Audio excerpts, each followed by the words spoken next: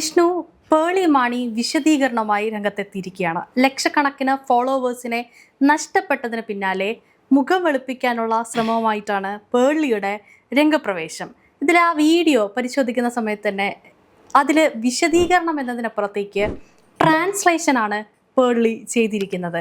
തങ്ങളിട്ട post അതേപടി ഓരോ sentence വെച്ച് വായിച്ച് ട്രാൻസ്ലേറ്റ് ചെയ്യുന്ന രീതിയിലേക്കാണ് ആ വീഡിയോ ഉൾപ്പെടെ ചിത്രീകരിച്ചിരിക്കുന്നത്. അപ്പോൾ പല കമൻസുകൾ നമ്മൾ പരിശോധിക്കുമ്പോഴും ആർട്ടിഫിഷ്യാലിറ്റി കൂടിപ്പോയല്ലോ പേളി എന്നാണ് ചോദിച്ചിരിക്കുന്നത്. എനിക്ക് ആ വീഡിയോ കണ്ടപ്പോൾ പെട്ടെന്ന് തോന്നിയത്, ഒരു സിനിമയിൽ ഈ കൊച്ചിൻ ഹനീഫ ഈ നരേന്ദ്രപ്രസാദിനെ ഇങ്ങനെ ട്രാൻസ്ലേഷൻ പറഞ്ഞു കൊടുക്കുന്നൊരു ഇതുണ്ട്. ഞാൻ എഴുതിയ കത്ത് ഇങ്ങനെയല്ലായിരുന്നു, ഞാൻ ജയിലിൽ നിന്ന് പുറത്തു വരുമ്പോൾ അവനെ എനിക്കൊന്ന് കാണണം, അല്ലേ, എന്തിന് ആ ഒരു ട്രാൻസ്ലേഷൻ പറഞ്ഞു കൊടുക്കുന്ന ഒരു സീനുണ്ട്. പെട്ടെന്നാണ് എനിക്കതാണ് ഓർമ്മ വരുന്നത്, പെട്ടെന്ന് ചിരിയും വന്നു. ഇവിടെ കൃത്യമായ വിശദീകരണമൊക്കെ വരുന്നുണ്ട്.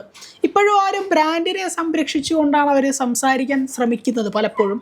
അത് മാത്രമല്ല ആദ്യം തന്നെ കാര്യങ്ങളെല്ലാം പറയുന്നുണ്ട്. ഇപ്പോഴും ബാലൻസിങ് ആണ് അവിടെ കാണിക്കുന്നത്. ഇപ്പോഴും നിലപാട് പറയുന്നില്ല അവിടെ. ഞാൻ പറയുന്നത് ഇത്രയേ ഉള്ളൂ, ഞാൻ പ്രൊട്ടസ്റ്റിനെ സപ്പോർട്ട് ചെയ്തെന്നോ അതോ പോലീസുകാരെ സപ്പോർട്ട് ചെയ്തെന്നോ അങ്ങനെ പറയുന്നില്ല.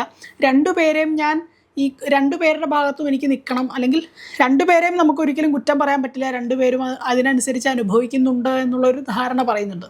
ഇവിടെ പോലീസുകാർ വിദ്യാർത്ഥികളെ അത്രത്തോളം ഓടിക്കുന്ന വീഡിയോ ഒക്കെ നമ്മളിവിടെ ഒരുപാട് കണ്ടതാണ്. ഇപ്പോഴും ഒരു ബാലൻസിങ്ങോടെ കൃത്യമായ വിശദീകരണത്തോടെയാണ് ഇവർ പറഞ്ഞു വയ്ക്കുന്നത്. അതുമാത്രമല്ല, ഈ വീഡിയോയുടെ അവസാനം പേളി മാണി പറയുന്നൊരു കാര്യം, ഓക്കെ താങ്ക് യു എന്നൊക്കെ പറഞ്ഞിങ്ങനെ അവസാനിപ്പിക്കുമ്പോഴും അവരാദ്യം പറയുന്നത് share and subscribe, like, share, അതങ്ങനെ പറയുന്നല്ലേ.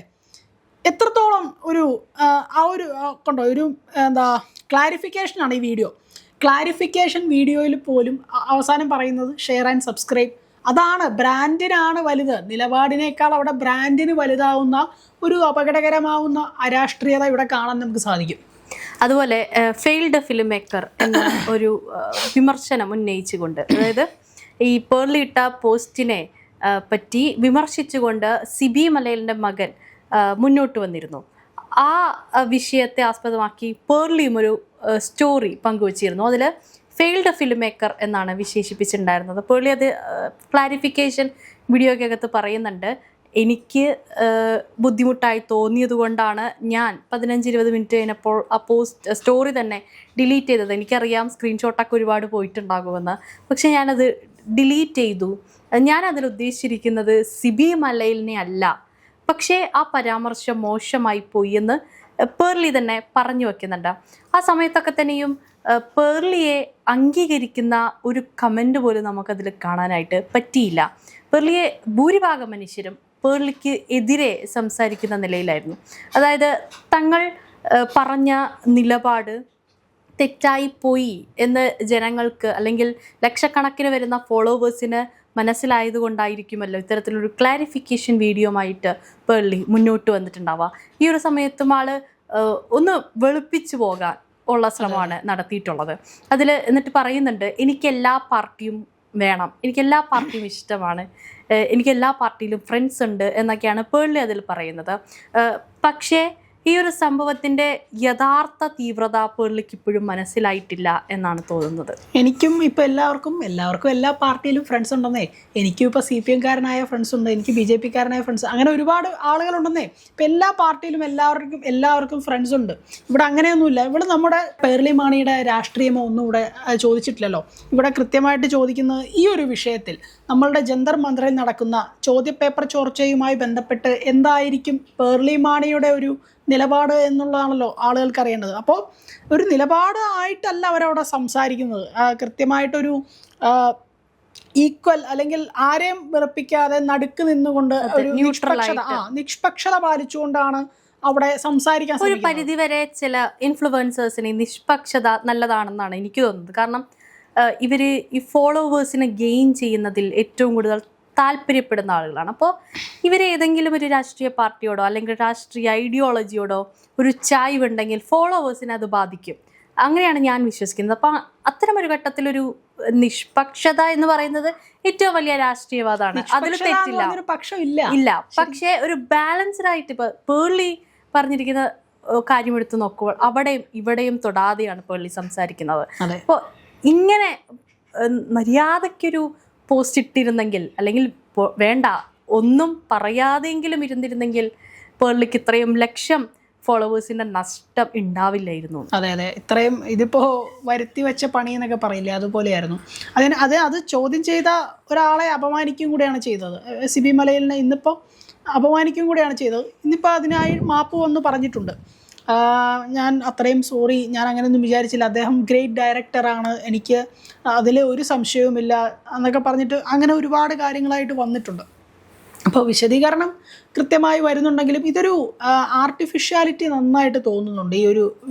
ഈ ഒരു മാപ്പ് പറച്ചിലിൽ കൃത്യമായിട്ട് ഓരോ കാര്യങ്ങളും പറഞ്ഞ് ഇപ്പോഴും അവിടെ ഒരു നിലപാട് അവർ പറയുന്നില്ല, ഞാൻ ആരുടെ ഭാഗത്താണ് എന്നുള്ളൊരു കാര്യം അവർ പറയുന്നില്ല.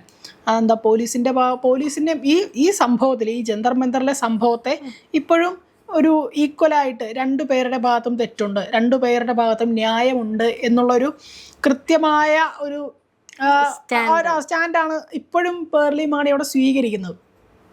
ഒന്നെങ്കിൽ അത് അവർക്ക് പറയാം, ഒന്നെങ്കിൽ പോലീസിൻ്റെ ഭാഗത്താണ്, അല്ലെങ്കിൽ ഇങ്ങനെ കൃത്യമായൊരു വിശദീകരണം നടത്തുന്നുണ്ട്. പക്ഷെ ഇത്തരം വിശദീകരണങ്ങളൊക്കെ നടത്തി പിന്നീട് അവർ വരുന്നുണ്ടെങ്കിലും ഈ സിബി മലയിലിനെ അപമാനിച്ച കേസ് അങ്ങനെ മലയാളി പൊതുവെ മറക്കില്ല. ആ ഒരു വിഷയം അങ്ങനെ മലയാളി മറക്കാത്തൊരു വിഷയം തന്നെയാണ്. അതുകൊണ്ട് ഇതെത്രത്തോളം ആളുകൾ സ്വീകരിക്കുന്നു എന്നുള്ളത് മനസ്സിലായി. ഇപ്പോൾ എൻ്റെ അടിയിലൊക്കെ വരുന്ന കമൻസൊക്കെ നോക്കിയാൽ തന്നെ നമുക്ക് മനസ്സിലാവും അത് വലിയൊരു വിഷയമായി. ഇപ്പോഴും അത് ആളുകൾ സ്വീകരിക്കുന്നില്ല. ആ കമൻറ്റ് സെക്ഷനെ എന്നെ ഉണ്ട് ഇപ്പോഴും വിമർശിക്കണം എന്നാണ് പറയുന്നത്. അതിനകത്ത് പറയുന്നുണ്ട്, പേർലി മാണി പറയുന്നത് എന്നെ ഇനിയും വിമർശിക്കണം, നിങ്ങൾ എന്നെ തെറ്റ് കണ്ടാൽ തിരുത്തണം എന്നൊക്കെ ആൾ പറയുന്നുണ്ട്. അതുപോലെ എനിക്ക് തോന്നിയിട്ടുള്ളൊരു ആ വീഡിയോ കണ്ടപ്പോൾ തോന്നിയിട്ടുള്ളൊരു കാര്യം, പേർലി ചാറ്റ് ജി പി ടിയോട് ചോദിച്ചിട്ടാണോ ആ പോസ്റ്റ് ഇട്ടത്, അല്ലെങ്കിൽ ചാറ്റ് ജി പി ടി തന്ന പ്രോംപ്റ്റ് ആണോ എനിക്കറിയില്ല. പക്ഷേ അതിനകത്ത് പറഞ്ഞിരിക്കുന്നതിൽ ഒരു ഭാഗം നോക്കുമ്പോൾ ശരിയല്ലേ എന്ന് തോന്നിപ്പിക്കുന്ന തരത്തിലേക്കൊരു മാനിപ്പുലേഷൻ അതിനകത്ത് ഉണ്ടായിരുന്നു. അതായത് പേർലി പറയുന്ന സമയത്തൊക്കെ തന്നെയും കുറച്ച് ഇമോഷണൽ സെൻറ്റിമെൻ്റൽ അപ്രോച്ചിലൊക്കെയാണ് പേർലി സംസാരിച്ചിട്ടുണ്ടായിരുന്നത്. അതിനകത്ത് പറയുന്നുണ്ട്, ഞാൻ കണ്ട വീഡിയോസിലെല്ലാം പോലീസുകാർ കുട്ടികളെ അടിക്കുന്നു, അല്ലെങ്കിൽ പരസ്പരം അങ്ങോട്ടും ഇങ്ങോട്ടും ഹേർട്ട് ചെയ്യുന്ന വീഡിയോസാണ് കണ്ടിട്ടുണ്ടായിരുന്നത്. അത് കണ്ടപ്പോൾ എനിക്ക് സങ്കടം തോന്നി. സേഫ് ആയിട്ടിരിക്കാനാണ് ഞാൻ പറഞ്ഞത്. ഇൻസ്റ്റാഗ്രാമിൽ നമ്മൾ റീൽ സെഷൻ എടുക്കുമ്പോൾ നമ്മൾ ലൈക്ക് ചെയ്യുന്ന അല്ലെങ്കിൽ കൂടുതൽ നേരം കാണുന്ന ഒരു വീഡിയോയുമായി ബന്ധമുള്ള വീഡിയോസ് അല്ലേ പിന്നെ വരികയുള്ളൂ. അൽഗോരിതം ആണല്ലോ സ്വാഭാവികമായിട്ടും സംഭവിക്കുന്നത്. അപ്പോൾ അതിങ്ങനെ വന്നുകൊണ്ടിരിക്കുമ്പോൾ ഇവർ കൂടുതലും അങ്ങനത്തെ വീഡിയോസ് ആയിരിക്കാം ചിലപ്പോൾ കാണാൻ ശ്രമിച്ചത് എന്നാണ് എനിക്ക് തോന്നുന്ന ഒരു കാര്യം ശരിക്കും. അപ്പം ഇത്തരം ഒരു പ്രസ്താവനകളൊക്കെ പൊതുസമൂഹത്തിൽ നിന്ന് വന്ന് പറയുമ്പോൾ, അതും ഒരു ഗ്രേറ്റ് ഡയറക്ടറെയും കൂടെ അപമാനിക്കുമ്പോൾ അതിന് ഇത്തരത്തിലുള്ളൊരു മാപ്പപേക്ഷ അത് എത്രത്തോളം പ്രതിഫലിച്ചു എന്നുള്ളത് നമ്മൾ നോക്കി കാണണം. അതല്ല, കമൻറ്റ് സെക്ഷൻ എടുത്ത് നോക്കുമ്പോൾ പ്രതിഫലിച്ചിട്ടില്ല എന്ന് മനസ്സിലാക്കാൻ പറ്റും. പക്ഷേ പേർലിയുടെ അൽഗോരിതം ആയിരിക്കാം, എന്തോ ആയിക്കോട്ടെ, ആ വന്ന വീഡിയോസ് എല്ലാം തന്നെയും ഹേർട്ട് ചെയ്യപ്പെടുകയാണ്. അപ്പോൾ നേരത്തെ വിഷ്ണു സൂചിപ്പിച്ച സിനിമ ഡയലോഗ് ഉണ്ടല്ലോ, അത് വെച്ച് കൂട്ടി വായിക്കുമ്പോൾ കുറേയൊക്കെ ശരിയായിട്ടും നമുക്ക് ആ വീഡിയോയിൽ നിന്ന് തോന്നാറുണ്ട്. ഞാനിങ്ങനെയല്ല പറഞ്ഞത്, എല്ലാവരും സേഫായിട്ടിരിക്കാനാണ് ഞാൻ പറഞ്ഞത്, എല്ലാവരും സുരക്ഷിതരായിട്ടിരിക്കാനാണ് ഞാൻ പറഞ്ഞത്, തല്ലുകൂടല്ല വേണ്ടത്, സമാധാനമാണ് വേണ്ടത് എന്നൊക്കെ പറയുമ്പോൾ മലയാളികൾ കുറച്ച് പേരെങ്കിലും, കുറച്ച് ഫോളോവേഴ്സെങ്കിലും അല്ലെങ്കിൽ സബ്സ്ക്രൈബേഴ്സെങ്കിലും ആ വീഡിയോ കണ്ട് പേർലിയെ വീണ്ടും പിന്തുണയ്ക്കാനുള്ള ശ്രമവും കൂടെ ഉണ്ടായേക്കാം. കാരണം ഈ ഒരു ക്ലാരിഫിക്കേഷൻ എന്ന് പറയുമ്പോഴും ട്രാൻസ്ലേഷൻ എന്ന ഉപരി അതിൽ കാര്യമായത്ര വിശദീകരണമൊന്നും നൽകിയിട്ടില്ല. പിന്നെയുള്ളത് ആ സിബി മലയിലിൻ്റെ കേസിൽ മാത്രമാണ്. ഫെയിൽഡ് സംവിധായകൻ എന്ന പരാമർശത്തിൽ മാത്രമാണ് ഒരു മാപ്പപേക്ഷ എന്ന രീതിയിൽ അത് പറഞ്ഞിട്ടുള്ളത്. അപ്പോൾ ഈ ആദ്യം ട്രാൻസ്ലേഷൻ്റെ കാര്യം എടുത്താൽ ഈ പറയുന്ന മാനിപ്പുലേഷൻ അല്ലെങ്കിൽ ഇമോഷണൽ സെൻറ്റിമെൻ്റൽ അപ്രോച്ചിലൂടെ ഈ സംസാരിക്കുന്നത് കുറച്ചെങ്കിലും വരുന്ന സബ്സ്ക്രൈബേഴ്സിനെ അത് പേർലിയുടെ ഭാഗത്ത് നിന്ന് ചിന്തിക്കുന്നതിന് ഇടയാക്കിയേക്കാം. അതുപോലെ ഞാൻ കണ്ടൊരു കാഴ്ചയാണ്, ഈ പേർലിക്ക് ഇപ്പോൾ കിട്ടുന്ന സ്വീകാര്യത എന്ന് പറയുന്നത് കുറേ RSS BJP പേജുകളിൽ നിന്നാണ്. RSS BJP പേജുകളിലൊക്കെ തന്നെയും പേർലിയോട് ഐക്യദാർഢ്യം പ്രഖ്യാപിച്ചുകൊണ്ട് പോസ്റ്റുകളും റീൽസും ഒക്കെ ഷെയർ ചെയ്യുന്നത് എൻ്റെ ശ്രദ്ധയിൽപ്പെട്ടിട്ടുണ്ട്. ഒരു കമൻറ്റിലുണ്ടായിരുന്നു, 4 ലക്ഷം ഫോളോവേഴ്സ് അല്ലെങ്കിൽ കുറേ സബ്സ്ക്രൈബേഴ്സ് പോയാൽ എന്താ, അതിനുള്ള പൈസ BJP അക്കൗണ്ടിൽ നിന്ന് വരും എന്നായിരുന്നു ആ കമൻറ്റിലൊക്കെ ഉണ്ടായിരുന്നത്. ഇപ്പോൾ ജനങ്ങൾ ഇതിനെ എത്രമാത്രമാണ് എടുത്തിട്ടുള്ളത്. ഇതിൻ്റെ പേർളി പറഞ്ഞിട്ടുള്ള നിസ്സാരമായിട്ടുള്ളൊരു പോസ്റ്റ്, ഒരുപക്ഷെ പേർളി ഒരു ഇൻഫ്ലുവൻസർ അല്ലായിരുന്നെങ്കിൽ ഇങ്ങനെ ഒരാൾ സംസാരിച്ചാൽ ആരും ഈ വിഷയത്തെ ഗൗനിക്കുക പോലും ചെയ്യില്ലായിരുന്നു. അപ്പോൾ ഈ ഒരു പോസ്റ്റ് പേർളി ഷെയർ ചെയ്തതിന് പിന്നാലെ സമൂഹ മാധ്യമം എന്ന് മാത്രമല്ല എല്ലാ തരത്തിലും എല്ലാ ജനങ്ങളും ഏറ്റെടുക്കുന്നൊരു നിലയിലേക്ക് മാറി. അപ്പോൾ ഈ സമയത്തൊക്കെ ജനങ്ങൾ എങ്ങനെയാണ് ചിന്തിച്ചു പോയിട്ടുള്ളത്? അതിൽ BJP ഫണ്ട് വരുന്നു, BJPയിൽ നിന്ന് പൈസ കിട്ടുന്നു, പേർളിയുടെ അടുത്ത ദുബായിൽ ഫ്ലാറ്റ് പണിയാനുള്ള ഒരു വകയായി ഇത് എന്നുള്ള രീതിയിലേക്കും ആളുകൾ കടന്നു ചിന്തിച്ചു പോയില്ലേ? ഇവിടെ വരുന്ന കാര്യം എന്താണെന്ന് വെച്ചാൽ, ഇപ്പോൾ പേർളി മാണിയുടെ പോസ്റ്റിൽ തന്നെ അവരാ ഒരു രാഷ്ട്രീയം പറയാതെ പറഞ്ഞു എന്നാണ് എനിക്ക് തോന്നിയിട്ടുള്ളത്. ഇപ്പോൾ എനിക്കിഷ്ടമുള്ള നിറം സാഫ്രോൺ ആണ്, അല്ലെങ്കിൽ അങ്ങനെയാണ് അത് പറഞ്ഞു വച്ചു അല്ലേ, അതും ദേശീയ പതാകയിലെ സാഫ്രോൺ ആണ് എന്ന് പറയുന്നുണ്ട്. അപ്പോൾ അതൊരു വലിയ രാഷ്ട്രീയ കാര്യം തന്നെയായിരുന്നു. ഇപ്പോൾ അതിൻ്റെ കൂടെ അത് പറഞ്ഞു വെക്കേണ്ട ആവശ്യമില്ലായിരുന്നല്ലോ ഒരിക്കലും. ഇപ്പോൾ ജന്തർ മന്ദറിലെ ഒരു വിഷയവുമായി ബന്ധപ്പെട്ട ആ കാര്യം മാത്രം സംസാരിച്ചാൽ പോരായിരുന്നു. ഇവിടെ ഏത് വലിയ സെലിബ്രിറ്റി ആയാലും അല്ലെങ്കിൽ ആരായാലും നമ്മളെ രാജ്യത്തിനെതിരെ നടക്കുന്ന കുറേ കാര്യങ്ങളുണ്ട്. രാജ്യത്തെ ഏത് വിദ്യാർത്ഥികളാണ് തെരുവിലിറങ്ങി പ്രതിഷേധിക്കുന്നത്. അപ്പോൾ അത്തരം ആളുകൾക്കെതിരെ അവരവിടെ അടികൊള്ളുന്നതും തലയെ തല്ലിപ്പൊളിക്കുന്നതും പോലീസിൻ്റെ നരനായിട്ടെല്ലാം നമ്മളവിടെ കണ്ടതാണ്. ഇത്തരം കാര്യങ്ങൾ ഇവിടെ കാണുമ്പോഴും അതിനെ ഈക്വലൈസ് ചെയ്യുന്ന അല്ലെങ്കിൽ നിഷ്പക്ഷത പാലിച്ചുകൊണ്ട് സംസാരിക്കുന്ന നിങ്ങൾ വീട്ടിൽ പോകൂ എന്നൊക്കെ അതിന്ന് തെറ്റാണെന്നൊക്കെ പറയുന്നുണ്ട്. വീട്ടിൽ പോയിരിക്കാനൊന്നും അല്ല ഞാൻ ഉദ്ദേശിച്ചത്. അതെനിക്ക് പെട്ടെന്ന് അതാണ് ഓർമ്മ വന്നത്, കൊച്ചിൻ ഹനീഫയുടെ ഒരു സാധനമാണ് ഓർമ്മ വന്നത്. അപ്പോൾ അത്തരം കാര്യങ്ങളൊക്കെ അവിടെ പറയുന്നുണ്ട്.